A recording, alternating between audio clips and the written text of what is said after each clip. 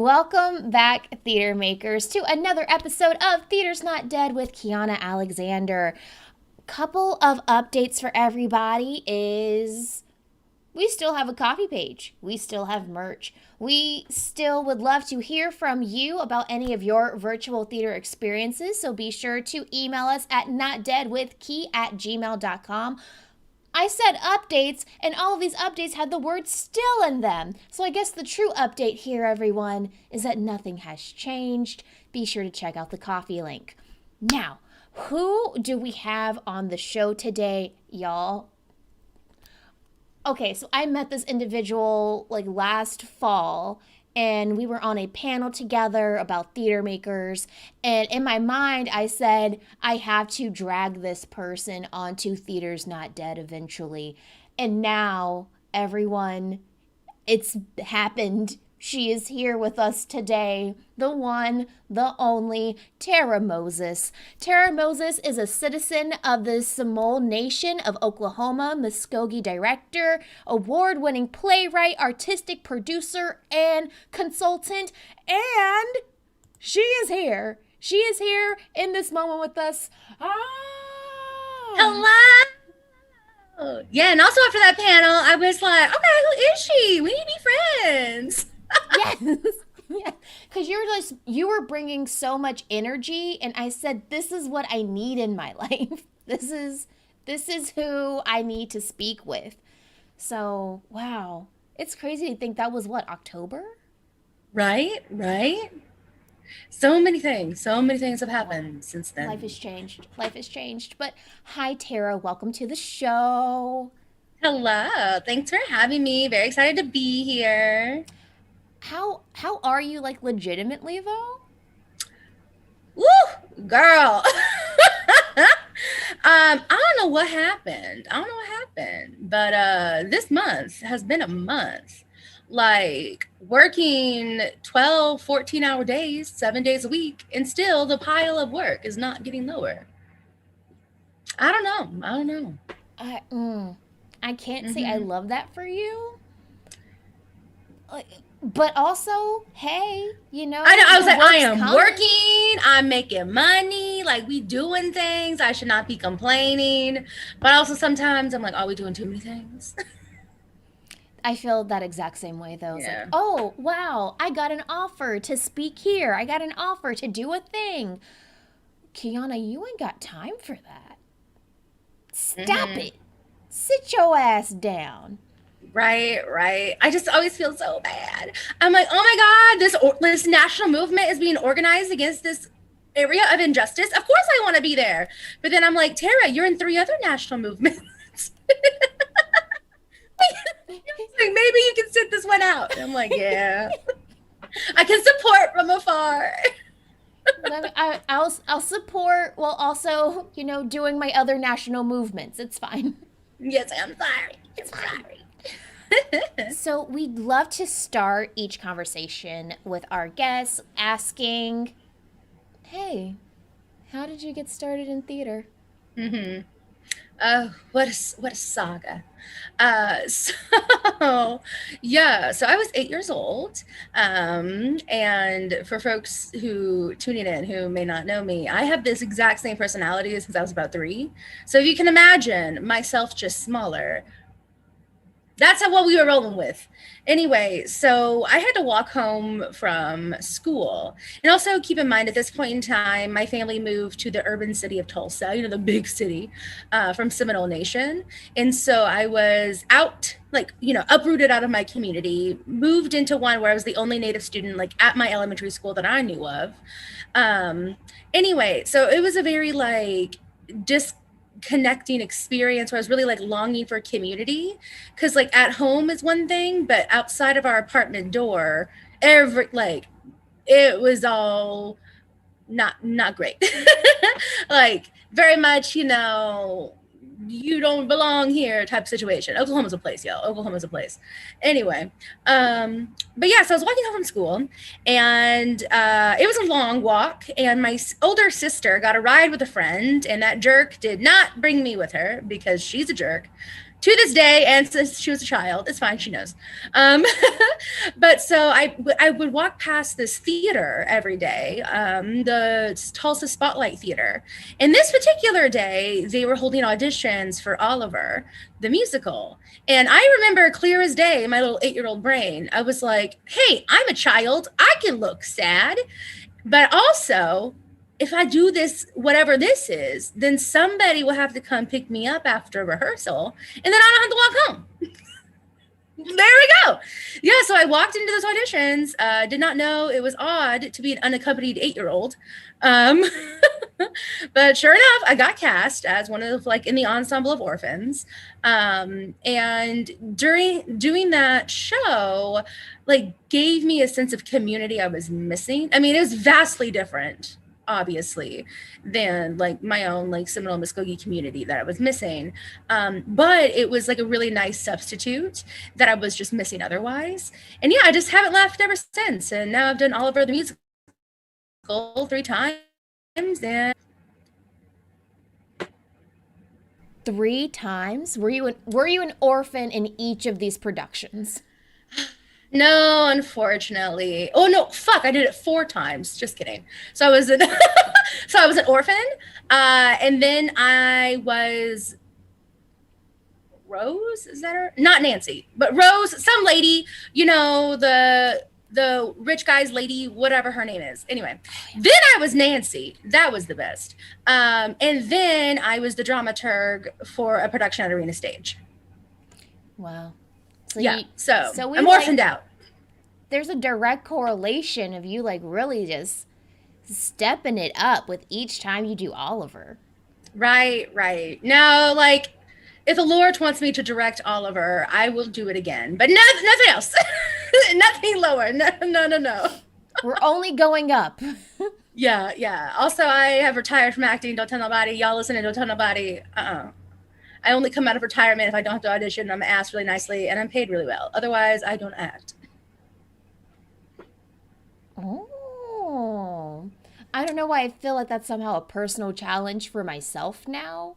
Of like, okay, what can I find and how do we get funding to get Tara to act? Well, I mean, I like to say I need 2 out of the 3. Like either like it's really great people who I love to work with.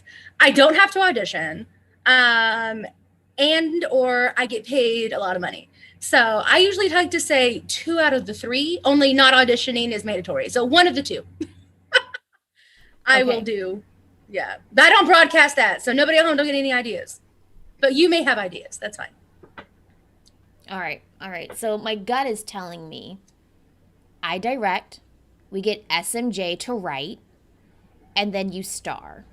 Oh, please. Yes. I want it to be Charlie in Their Place way. So, yes. Perfect. That's it. And that's the plan. All right. I will follow up with everyone via email. It's going to be fine.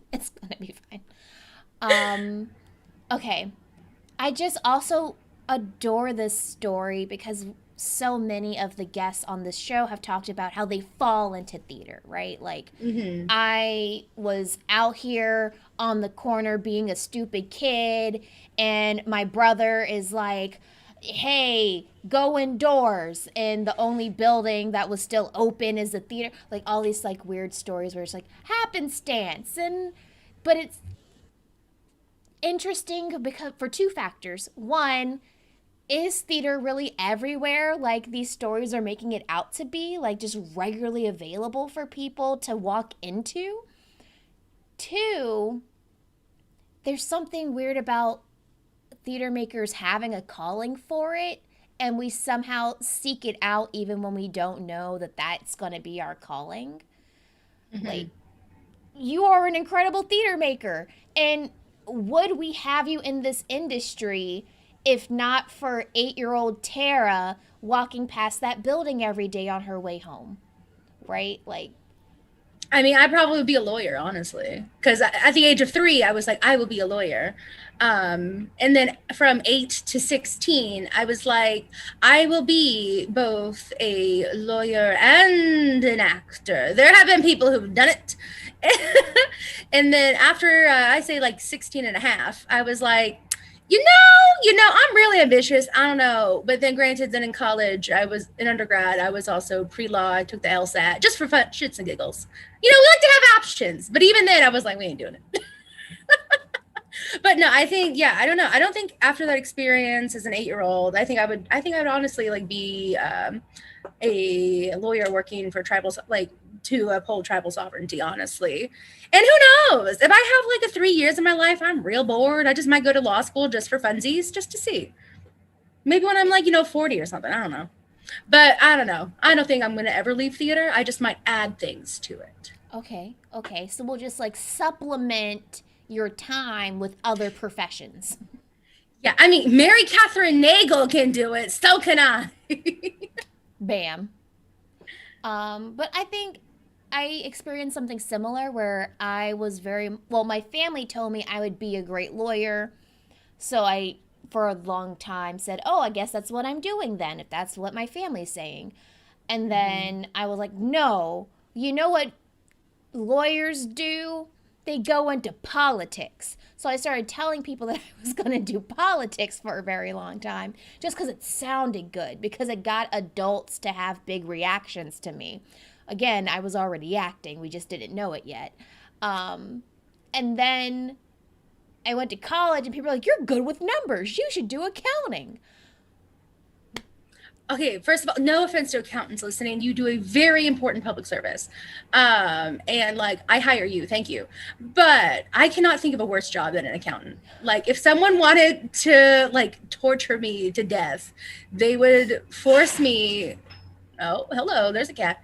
Anyway, they would force me to like go to an accountant's office and wear beige from 9 to 5. That's what they would do to kill me. Anyway, again, I love accountants, not to generalize accountants. I'm sure you all don't wear beige and live in like work in a terrible office, but that's just what my brain imagines. I also love numbers and love math, but like, no.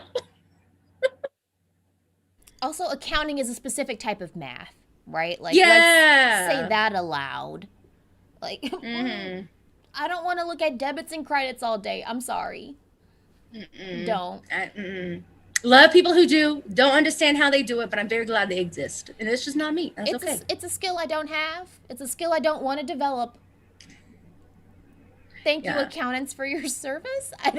We have nosedived this conversation a little bit. Yeah. Well, you just said it is interesting about how then like you switched, like we're like politics. Is that some sort of like theater kid pathway of like, I'll be a lawyer, no, I'm going to be into politics, no, I'm the theater? Because I literally did the same thing. Like my mom to this day, and like she's grown, I'm grown, is just like, Tara's going to be the first Native American woman president. No, Mom. It's been how many years? 20 years now? No, Mom. I don't know, Tara. You would have my vote. Yeah, a lot of people keep telling me that, and they're like, you should run into politics and like do these things, and I'm like, yo, I was like, they ain't ready for me. I ain't got time. Also, if I was president, I'd only be president for about 30 minutes because I would disestablish the United States, give all the land back, send out reparations, and then be like, great, job done, government doesn't exist. I fired myself and everyone else. And part of me kind of feels like there's going to be 2 versions of history books written about you as president. They're going to be like, Tara Moses, best president ever, we love her. And then there's going to be books like Tara Moses, the antithesis of everything American, we hate her. Well, yeah, because everything American is deeply colonial and fucked and also illegal. This is not a legal settler state we're living in. So like, sorry about you, irrelevant. Wow, your argument seems to be based on a fantasy. So I think it's not valid. Speaking of, let's dive into some why our industry is not as sunshine and rainbows as people like to make it out to be. So I have a general question for you, so that everyone in our audience knows exactly what we're talking about here. How do you define the colonization of theater? So the quote unquote mainstream, I don't want to use I don't like that. I mean, I don't love that word anyway, but the theater that we know, that we are taught, like in training programs, internships, fellowships, everywhere in between, is deeply colonized. That's where it comes from. The style of theater that we do in the United States, that we have come to think of as this is the theatre, comes from Europe, is a very specific European style of storytelling. Not to say that's not valid, blah, blah, blah. But in the United States, in order to succeed in the theater, one has to assimilate into that structure of Eurocentric theater. Which makes it an inherently colonizing process. I mean, look at new play development as an example. Unfortunately, the purpose of many dramaturgs within the theater, as well as like directors of new play development, is to colonize the playwright and the story they're telling to fit this very specific European model. Now, that's not to say that there aren't folks who thrive in the European model. There aren't folks to say that that's not the style of storytelling they love and endear.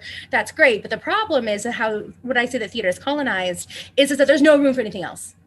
It very quickly gets moved into, oh, that's storytelling. Oh, that's folk art. That's not theater. Theater is a fine art, so to say. And so as an example, myself as an Indigenous person, and I tell Indigenous stories, and the way that I run my rehearsal rooms are very much in alignment for how my people tell stories, has got pushed into, oh, that's not theater. She's doing Native storytelling, Indigenous storytelling. That's not theater. In order for it to be theater, we must cater and center to whiteness. That has to be the theater. And so, so frankly, theater as we currently know it in the United States is a colonized art form. Now, there are Black and Indigenous other groups of color who are creating theater that is not. That's rooted very much in their community and cultural practices of telling stories, how they engage in the work, et cetera, et cetera. And that's still theater. It's just not colonized, and it's like vastly different. And like you can look at funding as an example, how 92% of all arts funding goes to predominantly white institutions, and then the remaining 8%, I think I said 91, 92, whatever, 98%, I forget what I said earlier, I forgot, goes to organizations that are led by folks of color. Anyway, and then additionally, how theater is a colonized art form is just how deeply hierarchical the structure is. And so it's very much like for example, I'm a director. So like traditionally, directors are the head of the creative team over the actors, this, that, and the other. There's a very clear power dynamic in the room. These strict hierarchical structures are byproducts of colonization. Those did not exist globally in the way that they do now prior to colonization. And that's, again, the colonization of the world.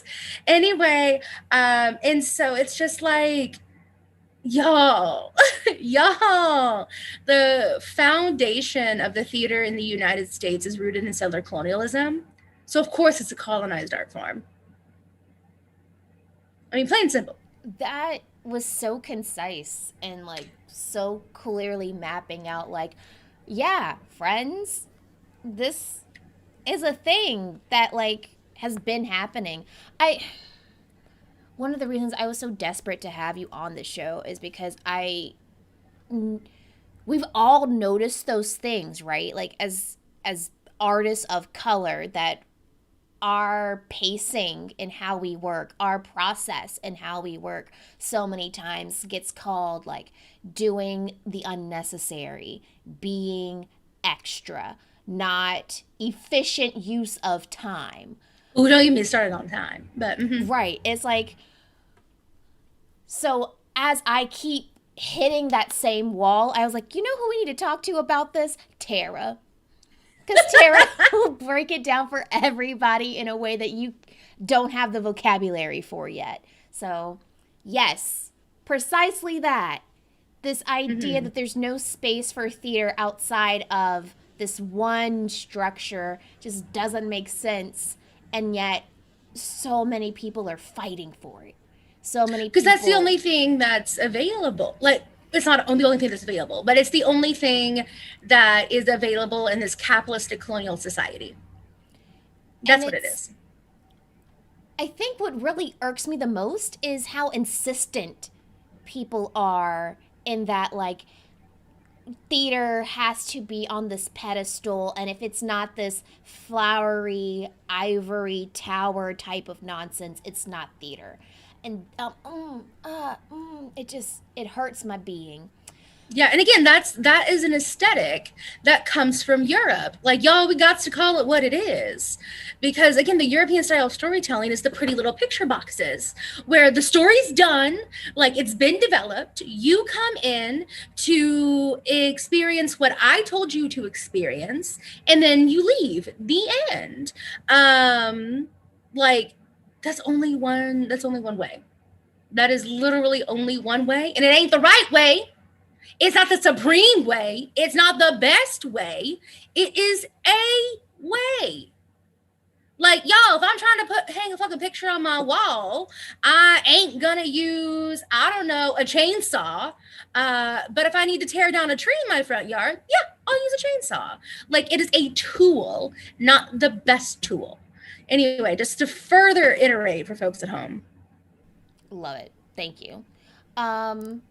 So how do you, director Tara Moses, how do you like work outside of this structure? You mentioned like your rehearsal processes reflect the type of community and the type of relationships that you want with your performers. So what does that look like? How do you structure your rehearsals, your productions, your process? Yeah. So I'm going to quote another fabulous director, theater maker, writer, Mohegan, Madeline Sayet. Anyway, look her up. She's amazing. But she told me one time that I'm such a steward. Like, that's the word she uses, that she used. And I was like, there it is. And so I really structure all of my processes around me stewarding the best environment for folks to not just like succeed, but to thrive and to feel empowered. And so how that works is eliminating the hierarchical structure. So like, yes, sure, I'm the director. That means something in this damn American theater. I was like, however, it's really funny. When I work with new people, it always takes them a moment to drink the Kool-Aid because they don't know what's happening. Anyway, but like I go into design meetings and I don't like tell the designers what I want. You know, I can give them like a feel of what I think the play is, but I'm more interested in what these individual artists, like what their take is. What do they take from the story that we're telling together? And what can they bring that I may never have thought of?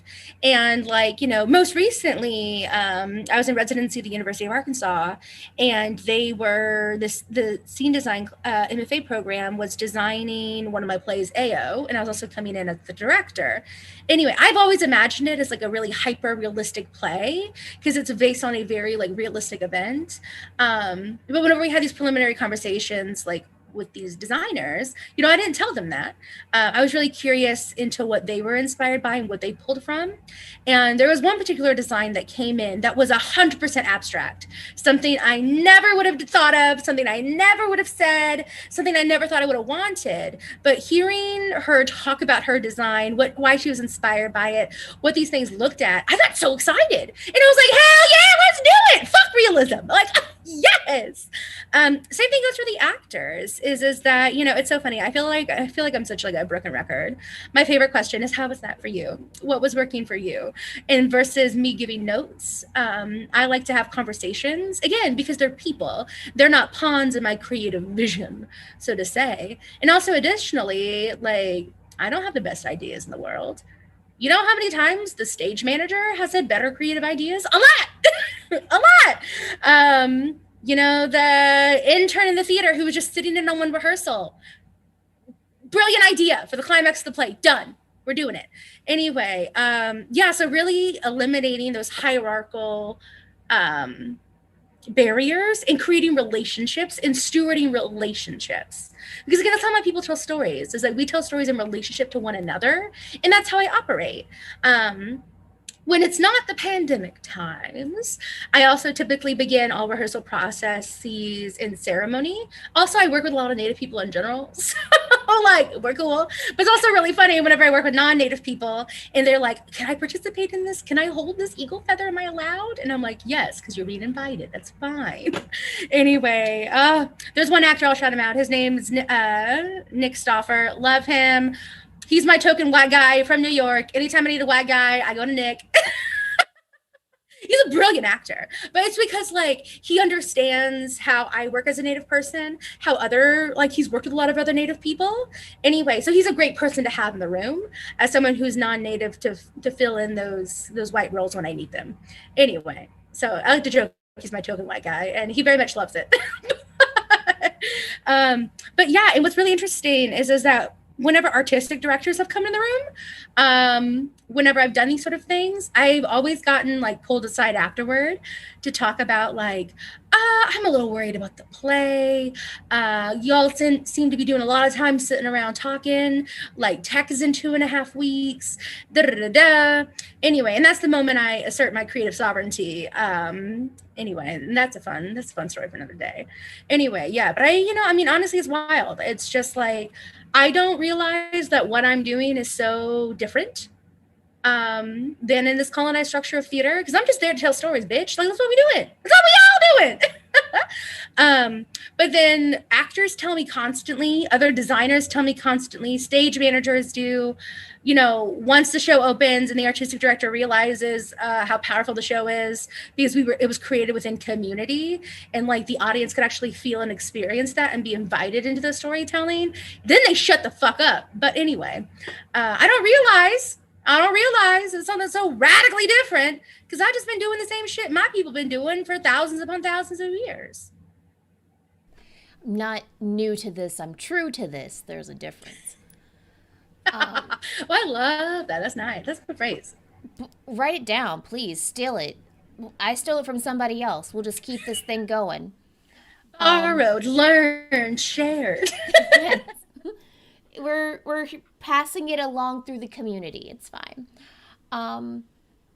I really hear you though with this idea that people assume work isn't being done if we are building community, which now associates that building community isn't a part of the work. Exactly. Like, I also consult, right? Consulting, I've like consulted all kinds of people and trying to remain as like, all of those, not wanting to give nobody ideas about who I'm talking to. But this idea of like, this question of, well, who do you create theater for? More often than not, the response I get is, I create theater for myself. I started this theater company because I wanted to create theater for me and my friends. And then now it's an issue because I realized I can't do that. More often than not, that is the exact conversation. Yeah. And that's like us not saying there isn't a cathartic part of the theater making process, right? Like we all get something out of making theater. That's part of the reason why we do it. It makes us feel good. It makes us think. Insert whatever you want here. I too have had a lot of conversations with folks who are like, I do this for myself. And it's like, regardless of who you are, regardless of your race, ethnicity, gender, if you are doing something for yourself, that is the definition of selfishness. Like, look it up in the dictionary. Like, that's not you building community. That's not you trying to connect to other people. That's not you trying to fulfill a need that a group of people have, right? Like, I'm all for, why can't we talk about things? Why can't theater be educational? Why can't we talk about stuff that like has been in books we don't have access to, and now I'm putting it in a script so that more people can hear it? Like, that's how I approach theater, of like, yeah, I'm putting the whole team on my back and we're gonna do this together, and it's not about me as the director, as the actor. It's about what can I contribute in order to make this thing work. Hmm. Yeah. I mean, that's also not to say is like, again, because we all get something out of doing theater. Like, I ain't gonna be lying when I say I feel real good about myself whenever like actors come up to me and tell me that they've never felt so empowered at a process before. Or there's one actor who I know and love, I'm gonna shout him out, Matt Cross, Kiowa, adore him. Oh, I adore him. I use him and everything. I adore him too. Anyway, he told me one time, he was like, "You're the only director who speaks to me in a way I can understand." Anyway, and I was like, I ain't gonna lie, like I felt pretty damn good about myself. But again, that wasn't my top priority. Like my number one priority is not like me feeling good about myself, me thinking I'm all hot shit, me thinking I'm so talented and shit. Like my top priority is to give actors like Matt that opportunity to thrive in an environment that truly works for him. And you know, what's really interesting is that like it's also like really difficult for me personally to like describe how I work as a director because it adapts and changes to whomever's in the room. Like there are some actors who need me to operate a little bit more quote unquote traditionally, because that's how they work really well in that particular type of structure. And so then I'm able to then take them through that into the other side. So I like to say it, where they can feel empowered to have autonomy and agency and like speak up if they don't agree with something that I think about, or if they want to try something I haven't thought about, or try something that I might think may not work. And then spoiler, it does. Interesting.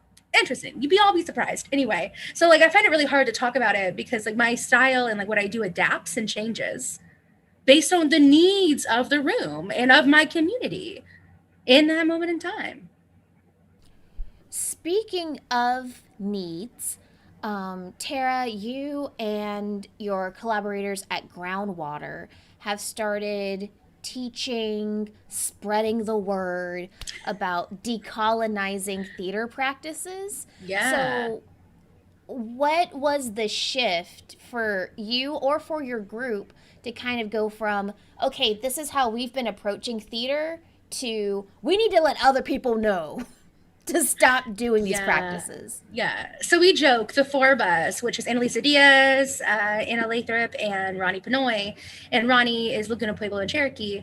Anyway, all the four of us have been doing this work the entirety of our career. Entirely of our four different careers. And then we all intersected in some sort of way or another. And so it just was a natural progression of, again, like making radical change is a lot easier within community. And so we four just very easily were just like, let's practice what we preach. We've all been working independently, like working with one another, working with other people. And there's a real need, obviously, because the foundation of the theater is in settler colonialism. So there's lots to do. Anyway, to come together. And we did that in 2018. And we go in strong ever since. But I mean, I would say is that we saw the need and we're doing that work like individually already, or like in tandem with other people and communities, et cetera, et cetera. And then we were like, you know what? The four of us together kind of like Captain Planet. We say that a lot. And like it started as a joke, but it's really fucking true. Like the four of us have such, like we all have the same like foundation and values, but we all four have very different styles of like how we relay this information, relay education, how we work as like creative artistic people, because we're also all artists. And all of those things complement each other so well. So no spoiler anybody at home, but I tend to be the one that's like, I'm coming in hot, bitch. I'm gonna tell you what's what. We done with this shit. Anyway, and then Annalisa is very similar. Only Annalisa has like such a gift for like the visceral. That's not to say she's I don't know. It's very hard to describe. I think of Annalisa as a professor, but like a really cool one and not like a stuffy professor, you know? Anyway, so she's really good at coming in hot, but in ways where people feel like they're in a very rich educational environment. And then whereas me, I'm just like, trains leaving the station, ding, ding, get on, bitch. So like that works for some people. And then Ronnie, Ronnie's a gift to the world in many ways than one. But she makes you feel so good. She takes care of you in all of this. And then what I love so much about Anna is that like she is a mix of all of us, and then also brings like her own unique like sharpness and refinedness to the work that people really resonate with. Also, Anna is our one white person in our group.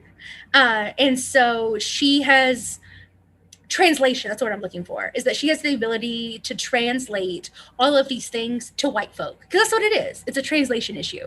It's because it's a language they've never had to speak, never had to learn, whereas for everyone who is not white, we had to become fluent in whiteness. And so that Anna brings so much to the table in that way too. Anyway, so again, all of us combined create this Captain Planet that really helps. And it's wild. I did not think it was so wild. Like, really helps to create huge drastic change. And we have a whole bunch of other people who we work with, and we're trying to get somebody in, you know, Adam, if you're listening, ready? Anyway, to continue to expand our Captain Planet, because there's just so many people doing great work.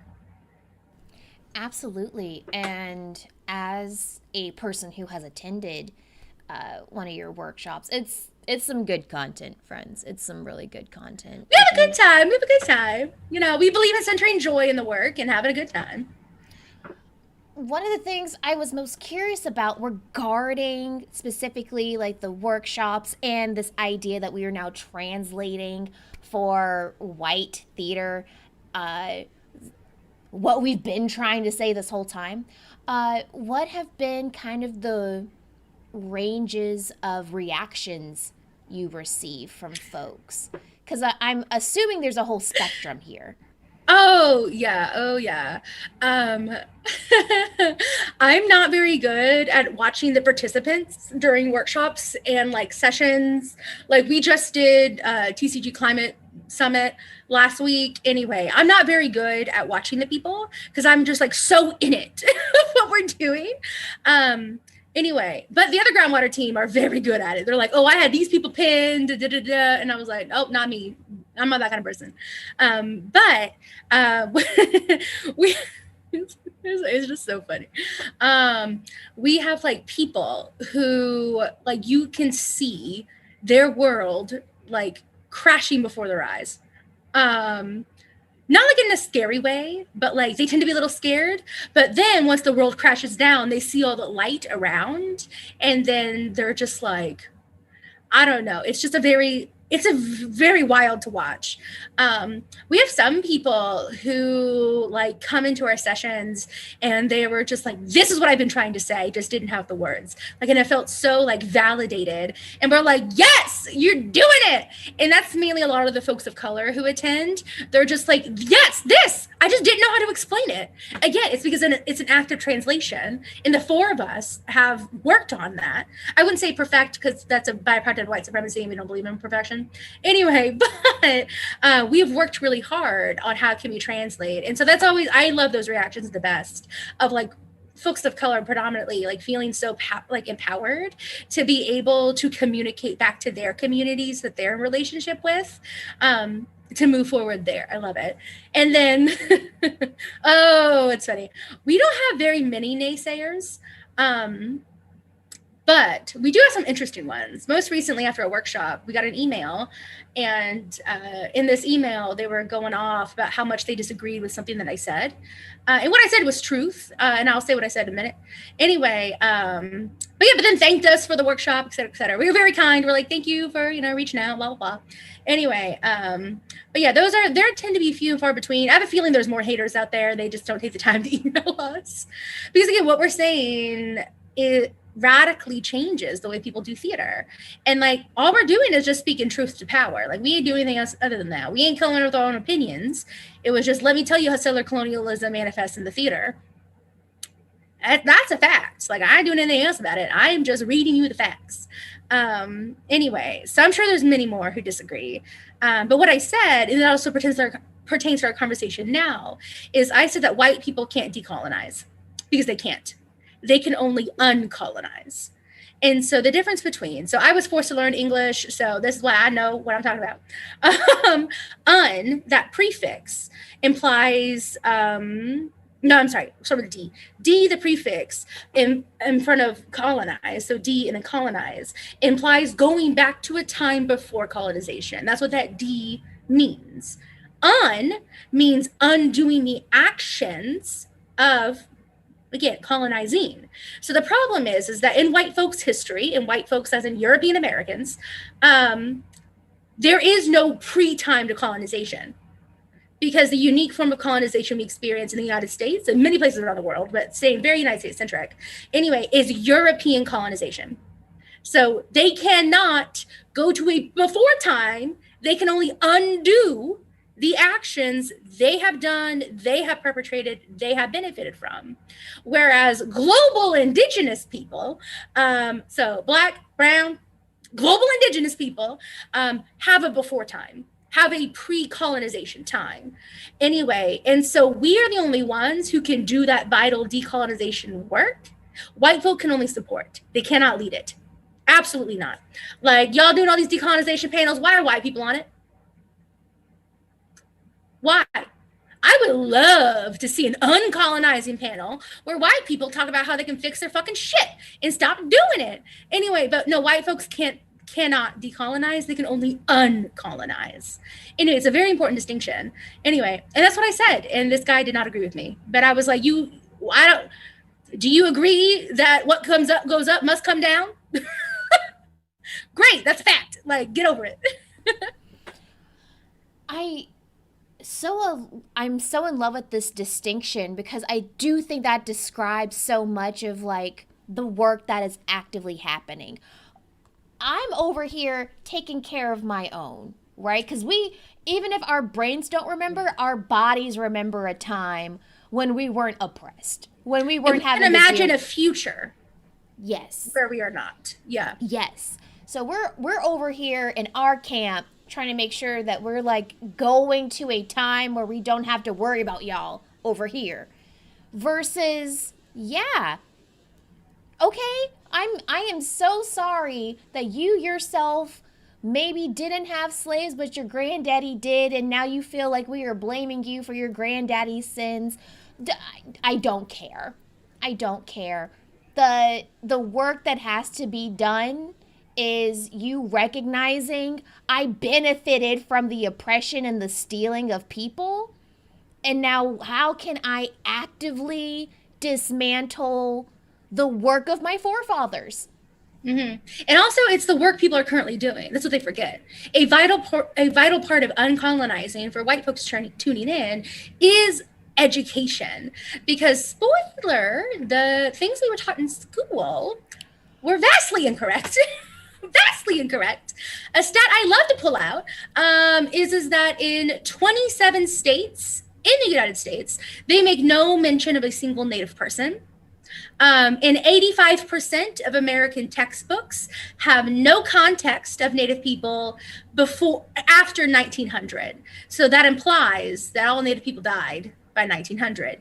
85% of American textbooks. So there's a lot of stuff y'all don't know about Natives. Accept it. It's all right. It's all right.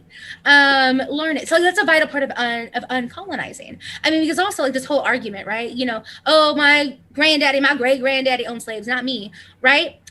Well, the enslavement of people that your family had done, even though like that was quote unquote outlawed in 1865. Y'all do some learning. No, it wasn't.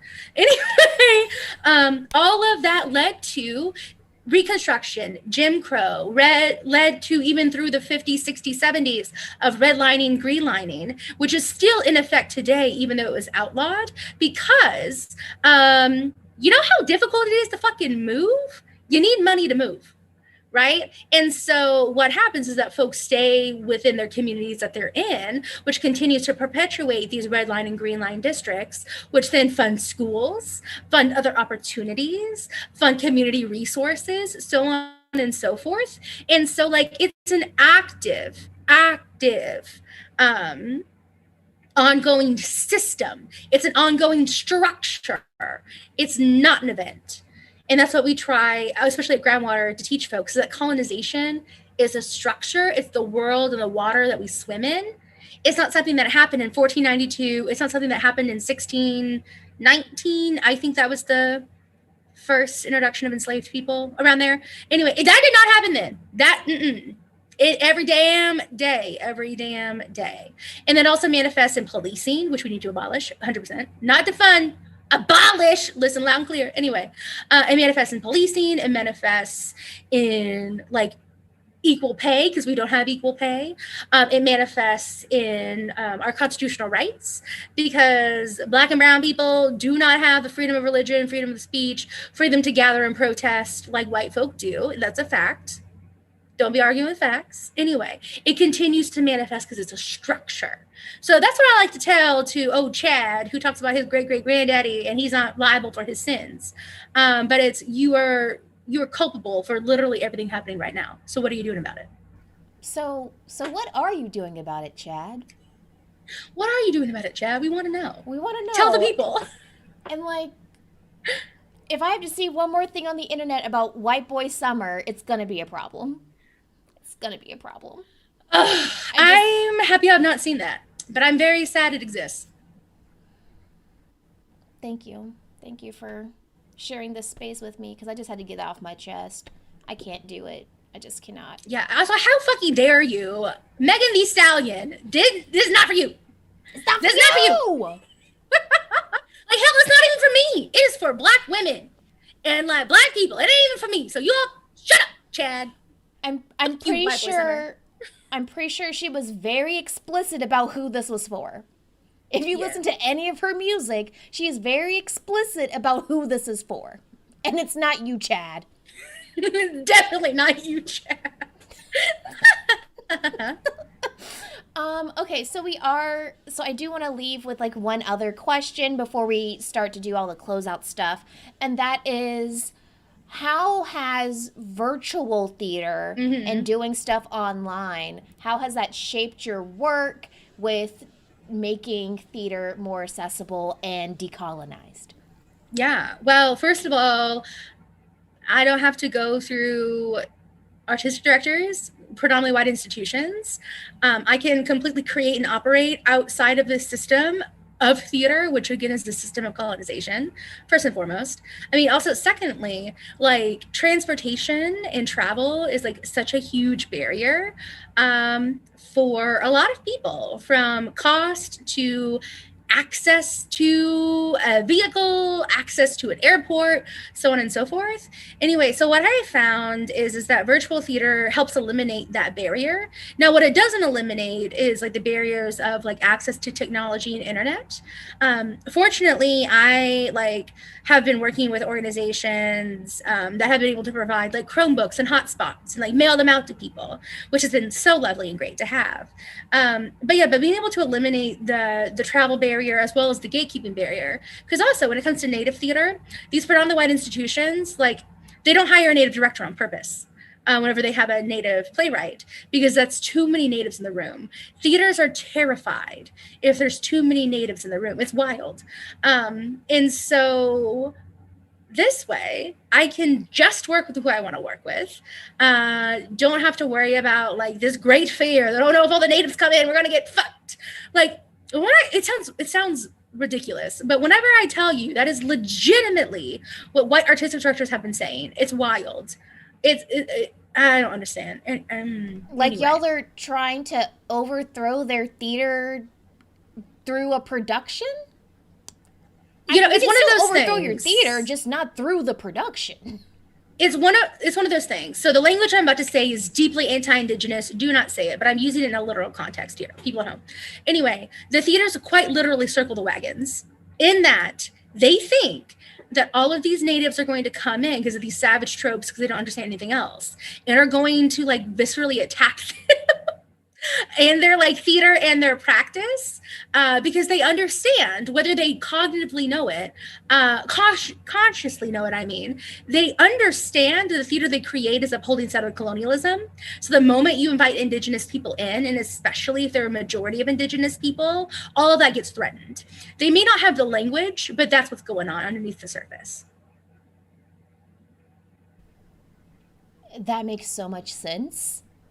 And I hate that I can so easily follow that logic, because Mm-hmm. I've seen those rooms, I've seen those decisions where, like, for me, it would be that idea of that one black production people do for February. And then it's like, okay, but we got to make sure that these are temporary contracts, because if we have too many black folks around here all the time, it's a problem.